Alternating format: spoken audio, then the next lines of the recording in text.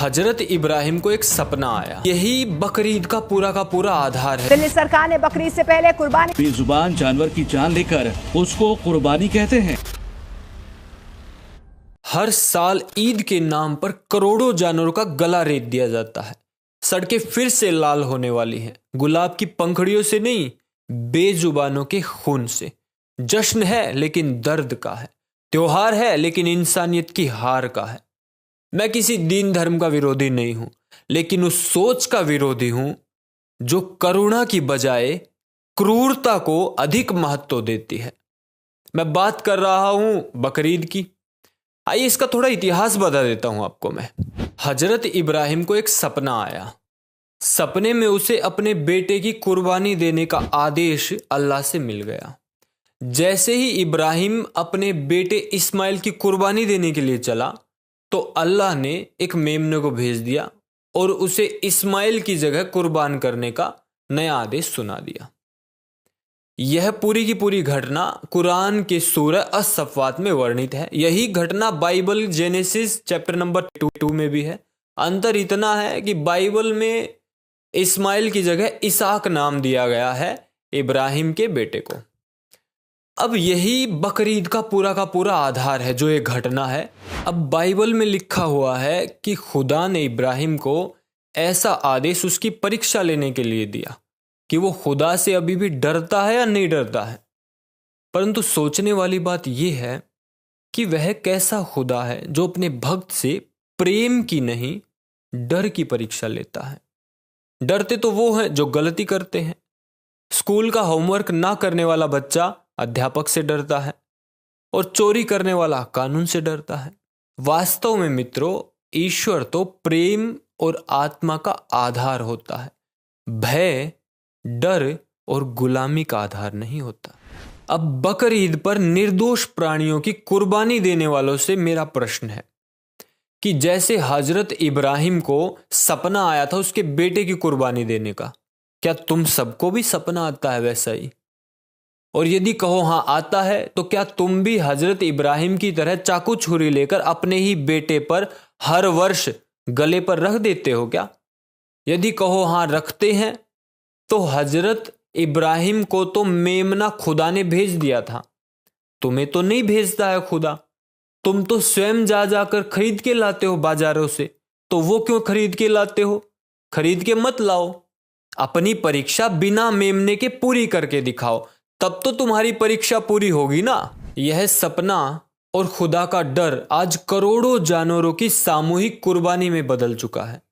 वहीदुद्दीन खान और जावेद अहमद गामिदी जैसे स्कॉलर, इस्लामी स्कॉलर, इस पूरी घटना को प्रतीकात्मक मानते हैं। मतलब सचमुच में कुर्बानी नहीं देनी है। अब ये मुस्लिम समाज को निर्धारित करना है, तय करना है कि वो इन निरीह प्राणियों पर करुणा दिखाएंगे या ऐसे ही क्रूरता करते रहेंगे।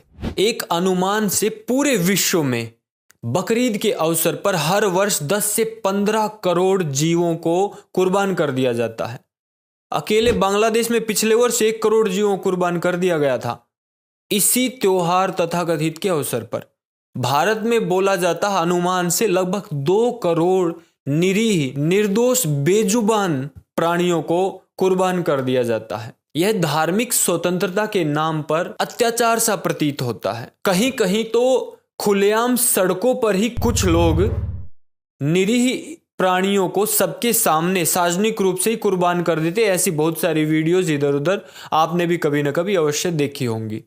इसीलिए यूके, ऑस्ट्रेलिया, सिंगापुर जैसे देशों ने पब्लिक एनिमल स्लॉटर को बैन कर रखा है। ऐसा ही एक निर्णय संबल उत्तर प्रदेश प्रशासन ने अभी निकाला। वो स्वागत योग्य है, लेकिन प्रश्न अभी भी वही है कि इन बेजुबानों पर अत्याचार कब रुकेंगे।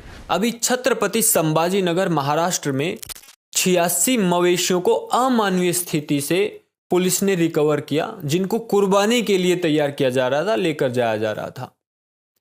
ऐसी अनेक गाड़ियां हमारे संगठन ने भी पकड़ी हैं, जिनमें ठूस ठूस कर निरीह प्राणियों को भरा गया था।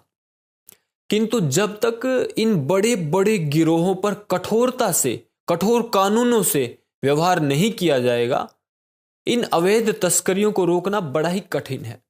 मोरक्को जैसा देश जो इस्लामिक कंट्री है, वो जब कुर्बानी को बैन कर सकता है तो हमारे देश में ऐसे कठोर कानून क्यों नहीं बन सकते हैं।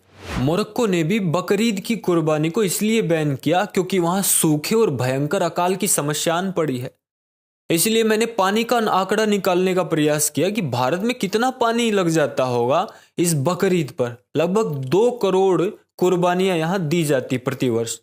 एक कुर्बानी पर जितना भी लगभग पानी वेस्ट होता है, लगभग 500 से 700 लीटर एक वध पर हो जाता है। 500 भी आप लगाओ तो भी 1000 करोड़ लीटर पानी केवल बकरीद पर व्यर्थ हो जाएगा। सोचकर देखिए, भारत जैसे जल संकटग्रस्त देश के लिए ये कितनी बड़ी हानि है। इस प्रकार जीवों के प्राण लेने से जल, थल और वायु प्रदूषण तो होता ही है, अपितु भयंकर बीमारियां भी उत्पन्न होती हैं। इस क्रूरता के कारण मानवीय भावनाएं भी दिन प्रतिदिन समाप्त हो रही हैं। इसके अतिरिक्त अवैध रूप से लाखों गायों के भी प्राण ले लिए जाते हैं। हैदराबाद तेलंगाना उच्च न्यायालय ने तो अभी राज्य सरकार को नोटिस तक दे दिया है, क्योंकि बकरीद आने वाली है, उस पर बहुत सारी गायों को बलि के लिए तैयार किया जाता है कि भाई गाय संरक्षण अधिनियम के तहत इसको कार्यान्वित करे, ठीक से देखें, यदि कहीं ऐसा कुछ हो रहा तो उनको दंड दे। सोचिए, हिंदू बहुल देश में हिंदू जिसको पूजनीय मानते हैं, गाय की रक्षा नहीं हो पा रही है। अतः सभी हिंदू मिलकर गौ माता और अन्य बेजुबानों पर परंपरा और त्योहारों के नाम पर हो रहे अत्याचारों के विरुद्ध मिलकर आवाज उठाए। और जो छोटा सा वर्ग हिंदुओं में भी बलि प्रथा को अपनाए हुए है, उनको भी मैं कहना चाहता हूं कि ये बलि प्रथा जैसी बुरी बुरी पाप वाली चीजें हिंदुओं में मलेच्छों के आने के बाद अभी 700-800 वर्ष से ही आई हैं। इन बुराइयों को हिंदू समाज का बड़ा वर्ग कभी धारण नहीं करता रहा है। छोटा सा वर्ग जो धारण कर रहा है, वो मेरी पुरानी वीडियो देख लेना। मांसाहार और बलि प्रथा सनातन धर्म का हिस्सा नहीं है, हमारे शास्त्रों में इनका कोई वर्णन नहीं है। यदि आपको कोई बरगला रहा है, झूठ बोल रहा है, इधर उधर की चीजें दे रहा है, तो मेरी वीडियो देखें या मेरे चैनल से और राहुल आर्य थैंक्स भारत से जुड़े रहें। काश कुर्बानी का इतिहास ऐसा होता जहां गर्दनें नहीं झुकाई जाती, अहंकार झुकता, जहां मेमने नहीं काटे जाते, क्रोध, ईर्ष्या, हिंसा की जड़ें काटी जाती। यदि आप मेरी बात से सहमत हैं तो इस वीडियो को शेयर जरूर करें। ओम जय श्री राम।